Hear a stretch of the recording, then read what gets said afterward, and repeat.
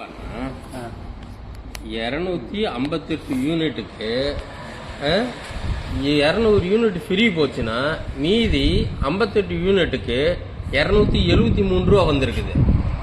அப்படின்னா 273 வகுத்தல் 58ன்னா 4 ரூபா 70 காசு வந்திருக்குது. இதே போன மாசம் எவ்வளவு வந்திருக்குது? 206 யூனிட் எரிச்சிருக்கேன், எனக்கு பில்லு 263 ரூபா வந்திருக்குது.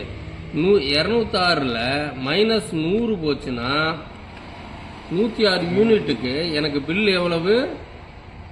263 வகுத்தல் 106, 2 ரூபா 48 காசு. இதுல எங்க கரண்ட் பில் நீங்க குறைச்சிருக்கிறீங்க?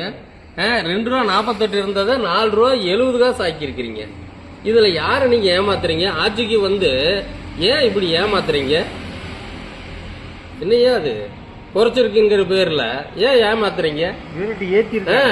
யூனிட் ஃப்ரீங்கிற பேர்ல கரண்ட் பில் ஏத்திருக்காங்க, அதுதான் உண்மை.